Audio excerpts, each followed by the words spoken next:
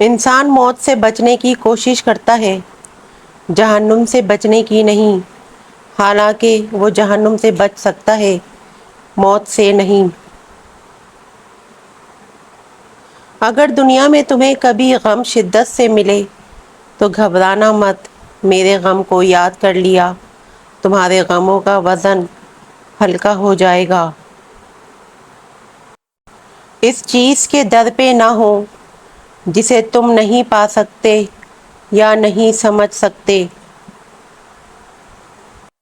جس کام کو کرنا چاہتے ہو اس کو اس شخص کی طرح انجام دو جو یہ جانتا ہے کہ ہر گناہ کی سزا ہے اور ہر نیکی کی جزا ہے۔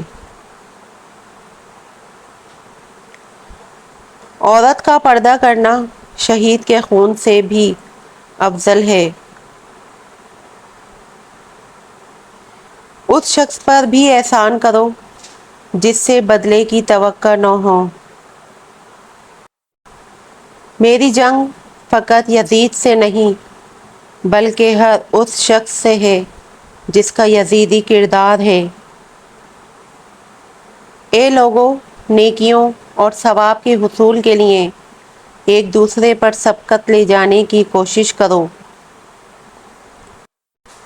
زندگی کا کوئی اعتبار نہیں، جس قدر ممکن ہو دوسروں کے کام آؤ۔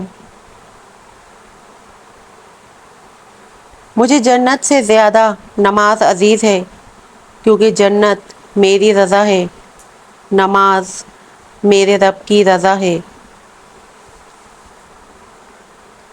میں موت سے ڈرنے والا نہیں ہوں، عزت کی راہ میں حق کو زندہ کرنا میرے لیے آسان ہے۔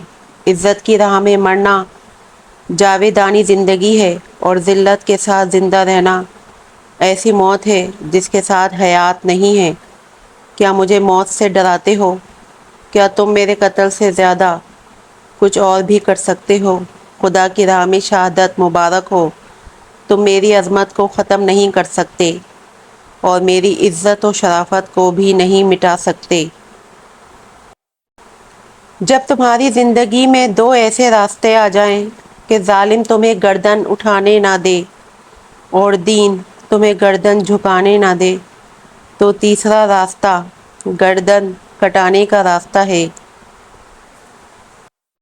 شیطان کربلا میں کھڑا امام حسین رضی اللہ تعالیٰ عنہ کا آخری سجدہ دیکھ رہا تھا کہ اچانک آسمان کی طرف دیکھا اور کہا، تیری خدائی کو غور سے تو آج دیکھا ہے، کہاں معلوم تھا کہ نور عالم ایسے ہوتے ہیں۔